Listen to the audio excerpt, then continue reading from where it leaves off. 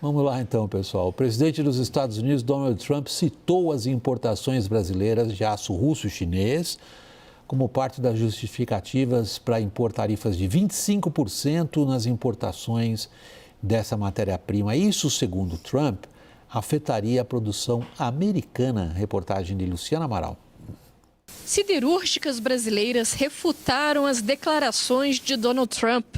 Segundo o setor, não existe qualquer possibilidade de enganar os Estados Unidos enviando produtos de aço produzidos em outros países. A indústria ainda confia que vai ser aberto um diálogo para solucionar o comércio dos produtos.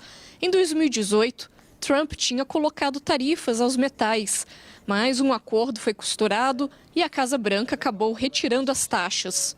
Mesmo assim, já existe a percepção que os tributos vão afetar, especialmente, as exportações brasileiras nesses setores, ampliando a dificuldade do acesso aos produtos brasileiros ao mercado americano. Segundo o Ministério do Desenvolvimento, Indústria, Comércio e Serviços, o Brasil exportou mais de 70 tipos de mercadorias de aço e alumínio para os Estados Unidos. Os brasileiros são o segundo maior fornecedor desses materiais para os americanos, vendendo mais de 4 bilhões de dólares do produto. O Planalto ainda não se pronunciou oficialmente em relação às tarifas. O governo segue estudando uma reação a Trump, mas já é consenso que o país não tem força para retalhar diretamente os Estados Unidos. O ministro das Relações Institucionais, Alexandre Padilha, ressaltou a posição do executivo. Guerra comercial não faz bem para ninguém. Um dos avanços importantes do mundo nos últimos anos foi exatamente a gente constituir um instrumento de diálogo entre os países, o reforço do livre comércio, o papel do OMC em relação a isso. Então o Brasil não estimula e não entrará em nenhuma guerra comercial. O ministro da Fazenda, Fernando Haddad, destacou que os tributos como esses são contraproducentes ao comércio global. Eu não sei qual é a disposição do governo americano nesse momento, negociar. Então, por isso que o MIDIC está fazendo essa avaliação para levar para o presidente o quadro geral e nós vamos avaliar conjuntamente. Lorival, você está em Brasília justamente para medir a temperatura das reações e da recepção de vários dos países com os quais o Brasil tem relações estreitas em relação a Trump. Qual é o teu relato? Bem, acho que o Brasil estaria mais bem posicionado se tivesse um relacionamento melhor com a Argentina de Javier Milei.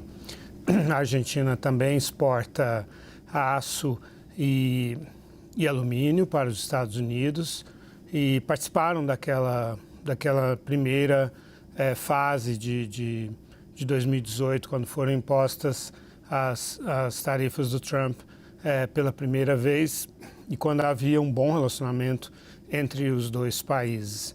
E agora o Javier Milei tem uma boa interação com o governo de Donald Trump. Então, o Brasil não está aproveitando isso e aparentemente por uma decisão do Brasil.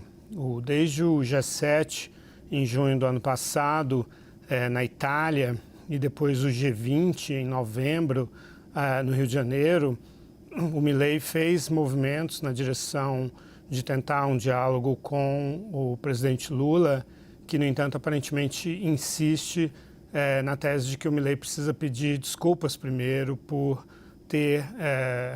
tê-lo ofendido, dito que ele era comunista, que ele era corrupto e tal. O Milei, por sua vez, acha que também foi, de forma mais ou menos indireta, atacada pelo presidente Lula, na medida em que o Lula, na visão do governo Milei, fez campanha para o Sérgio Massa, para o governo ali, quando o Milei era oposição. E o Milei considera que no G20 aprovou, endossou muitas coisas com as quais não concorda, como gestos para uma aproximação com o Lula, e só não aceita realmente a coisa do empoderamento das mulheres. Isso era demais para o Milei. Mas outras coisas, como direitos trabalhistas, direitos humanos, questões ambientais com as quais o Milei não está alinhado, ele endossou ali no comunicado final. E o governo argentino tem tentado uma aproximação, mas sem sucesso. O governo argentino não alimenta grandes assim, ilusões de que teria assim, uma negociação privilegiada com o Trump. Eles consideram que esse movimento que o Trump está fazendo no campo comercial, como você, aliás, disse, né, no início, de um país que considera que não tem amigos e tal, mas é só que realmente Brasil e Argentina juntos poderiam estar mais fortes nesse momento, ainda mais considerando que o presidente Lula, o governo brasileiro, não está conseguindo uma boa entrada no novo governo Trump, enquanto que a Argentina está conseguindo. Nós estamos na instância da política ainda, Daniel e Caio. O governo brasileiro acha que vai acontecer o quê com ele em relação aos Estados Unidos? Acho que o governo brasileiro ele vê o que aconteceu em 18, 19 e 20 para que esse roteiro seja repetido. Então tem dois caminhos aí. De uma maneira, em algum momento, iniciar um debate técnico com a diplomacia americana, com o governo Trump, de alguma maneira isso acontecer, tanto via Itamaraty quanto via a Embaixada do Brasil em Washington, e de outra maneira, uma pressão interna do setor dentro do próprio Estados Unidos, alertando o governo e a Casa Branca de que a medida é prejudicial ao próprio setor internamente. Acho que esse é o caminho. Daniel. William, poucas vezes eu vi aqui, neste mandato do presidente Lula, um governo tão enclausurado para analisar como proceder, como levar adiante uma reação a qualquer medida, a qualquer tema. Talvez tenha visto isso na elaboração do arcabouço fiscal, lá no primeiro semestre de 2023, mas agora esse silêncio não é só um silêncio público, é um silêncio também recusando ali qualquer abordagem de jornalistas, Daniel, coisa que... Daniel, só isso porque é muito sugestiva a sua indicação. Quando você fala em clausurado, quem está participando dessa clausura? Não, é que ali a gente tem a Assessoria Internacional da Presidência da República, Itamaraty, Ministério do Desenvolvimento, Indústria e Comércio, Ministério da Fazenda, totalmente fechados e ainda tentando mapear uma reação, mas evitando qualquer tipo de vazamento, de comunicação pública e até mesmo de vazar bastidores, coisa que é muito comum aqui em Brasília para jornalistas. Para mim isso demonstra claramente duas coisas, que o assunto é muito sério, que a pressão do setor privado é violenta, muito forte. Mas ela não está nessa clausura. O setor privado? Exato, foi a minha pergunta. Mas o setor privado também está muito cauteloso, né? O setor privado tem dialogado com o governo, mas também você não vê entrevistas de representantes das siderúrgicas, da indústria de alumínio, que me parece que também reflete, o assunto é muito sério, mas que nem a indústria, nem o próprio governo sabem exatamente o que fazer. Mas demoraram a responder. Desculpa, William. Não, claro. Não, só ia colocar que as duas instituições do setor demoraram a responder. Ontem passaram o dia em silêncio. E as duas notas oficiais, por meio de notas não vocalizadas, acabaram saindo hoje. Tanto Mas aguarde, a Thaís tem conversado com eles. Eu estou conversando com eles estão em Brasília, os grandes representantes estão lá. Existe sim essa decisão de não abrir um diálogo aberto sobre isso, porque vai falar sobre o quê?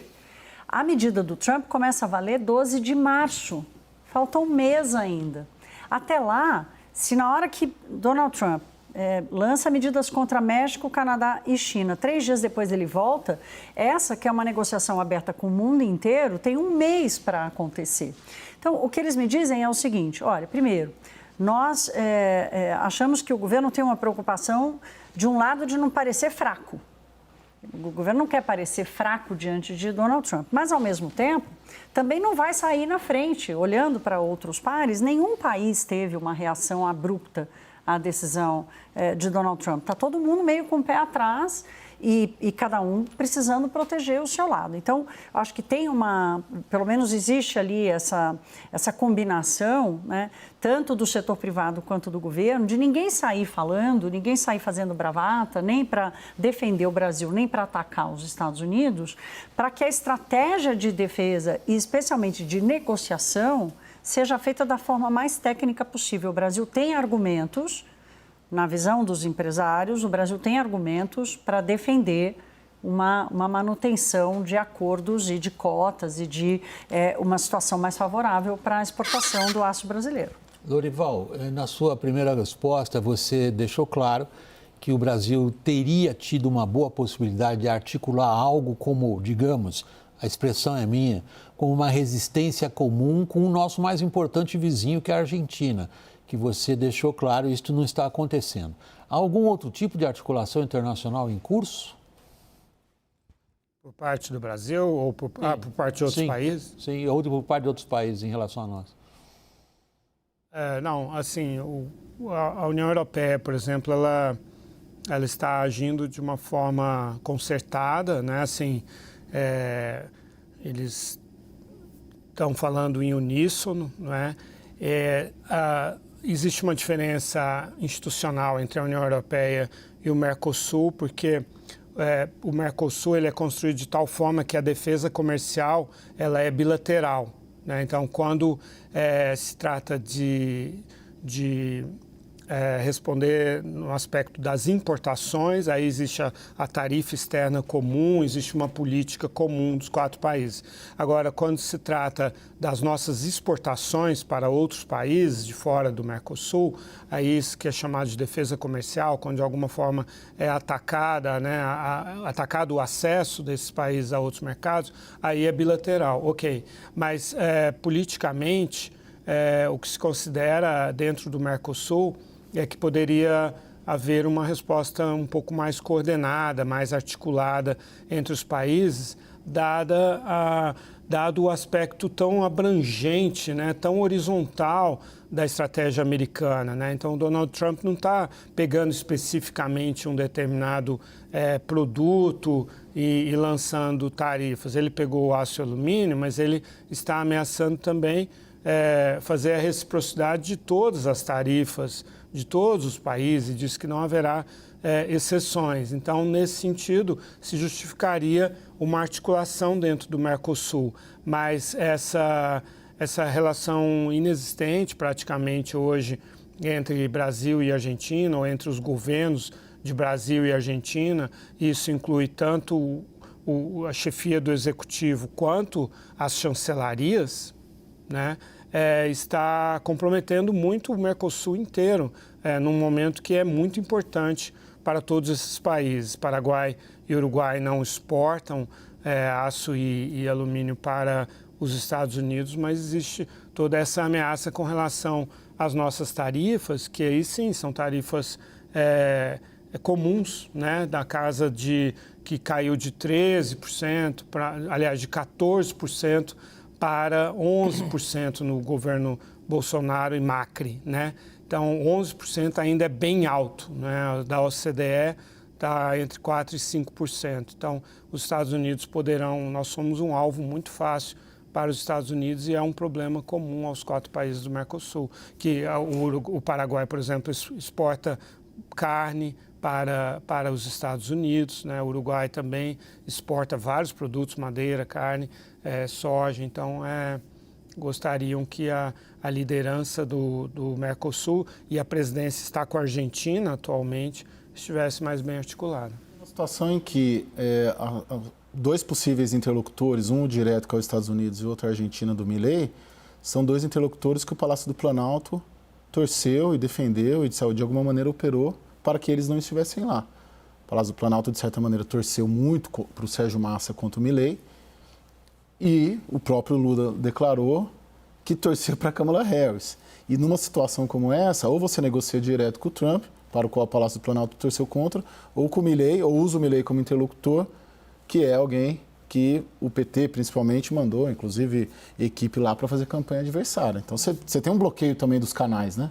O Daniel está me pedindo a palavra. Sim, sim. Deixa eu retomar aqui um ponto que o Lorival mencionou, que é defesa comercial. Esse ponto me parece importantíssimo diante do que a gente está vivendo, porque existe já uma preocupação no setor privado, iminentemente, mas também no governo, isso até antes da medida do aço agora do Trump, que é com o desvio de comércio provocado pela guerra comercial Estados Unidos e China. Tudo bem, por um lado você tem a oportunidade de exportar mais para a China, para os Estados Unidos, com tudo isso. Por outro, a China deixando de exportar, vendo um fechamento de mercado nos Estados Unidos, a tendência é que ela se volte para outros mercados, inclusive para o Brasil. Isso aconteceu com carros elétricos já durante o governo Biden, isso aconteceu com a indústria química, quando Estados Unidos e União Europeia colocaram medidas protecionistas em relação a produtos chineses, esses produtos vieram parar no Brasil. Então, é uma preocupação. De outro lado, William, o que eu vejo aqui é um movimento também do governo de começar um mapeamento de possíveis retaliações. Isso significa que vai retaliar? Não. A tendência não é começar nada nesse momento por uma retaliação. O esforço é buscar diálogos. Agora, para retaliar, não é simplesmente fazendo uma medida, eu vou sobretaxar produtos americanos, porque isso vai se voltar contra a indústria brasileira. É ir de uma forma mais cirúrgica nessa retaliação. Daniel, deixa eu sair um pouquinho da política comercial e ir para a política política. Nós temos uma situação na qual um Congresso de centro-direita tem uma forte presença da oposição bolsonarista ligada ao Trump. O que está em jogo é o interesse nacional. Quando o Brasil sofre pela aplicação de tarifas como essa, ou é tratado como parece que vamos ser tratados, como inimigos, como o Trump está tratando aliados tradicionais como inimigos, não sei por que a gente vai ficar fora dessa lista. Como é que está o Congresso Nacional em relação a essa questão? A gente tem falado do governo brasileiro ou governo brasileiro, mas nós temos um Congresso muito vocal em vários assuntos. Esse está chegando lá? Esse está. De que forma? Posso começar com o Caio? Não vi o Congresso atuando nisso. Pelo menos nessa largada, pelo menos nessa semana, pelo menos ontem e hoje. Não vi ninguém falando sobre isso. Assim... Daniel. Eu vejo o seguinte, eu começo a ver um clima de um pouco de ansiedade e um pouco de frustração na direita bolsonarista com o silêncio de Trump e do governo americano na defesa de Jair Bolsonaro. Esse é um tema muito caro para eles, a defesa da anistia, a defesa da liberdade de expressão, inclusive no Brasil, na situação particular do Brasil, e Trump e a sua administração até agora não vocalizaram. E, enquanto isso, você ter um inimigo nacional, que é Trump e suas políticas protecionistas que ferem a indústria brasileira, pode servir para o governo, para o mundo político, para a esquerda que tenta defender o governo, cai como uma luva, porque é você ganhar um novo inimigo que ninguém pode ser contra. Você vai defender a indústria brasileira, é difícil ser contra isso, né? Mas ninguém do Congresso entrou, a cúpula do Congresso, ninguém entrou nisso. Segunda e terça, na questão específica do aço. Não se fala disso. Nada, mas é um jogo que pesa a favor do governo e contra a oposição nesse sentido. Porque quem vai defender o Trump contra a indústria nacional, né? Claro, não, tem essa coisa interessante, assim, né, desse movimento que o Donald Trump está gerando, né, que é esse silêncio coletivo. Ninguém está fazendo bravata, ninguém está indo para as redes sociais, né? Primeiro, porque quem achava que era aliado dele está vendo que, como você disse, Donald Trump não tem amigo e não tem aliança, né? Ele tem os interesses dele. Ele está tratando amigos a pontapés, como nós vamos ver daqui a pouquinho, depois do intervalo. Não, o Milei está tratando países essa mesma situação. Tradicionalmente, aliados dos Estados Unidos há mais de 50 anos, a pontapé. Não, e a mesma coisa na economia. O Milei está com viagem marcada, não sei se essa semana ou semana que vem, para os Estados Unidos, está doido para encontrar com o Trump e nem assim está sendo poupado de qualquer medida. Então, o Trump pode dar uma cor diferente no que ele fala sobre o Brasil, para tentar dar uma alfinetada no Lula, que ele sabe que não apoiou ele e tal, mas, de alguma forma, essa armadilha, que eu vou chamar aqui, que é a oposição não poder reagir, porque se ela reagir, ela vai contra o setor privado, a indústria brasileira, que a gente sabe que é uma indústria que teve um apoio forte ao governo Bolsonaro. Então, tem uma situação delicada aí que o Trump conseguiu criar, que está todo mundo em silêncio, até o Congresso Nacional. Não tem ninguém tendo a coragem de bufar o peito e bater contra Donald Trump. Bom, isso é como se fala lá fora, isso é uma história que está ainda andando, em andamento.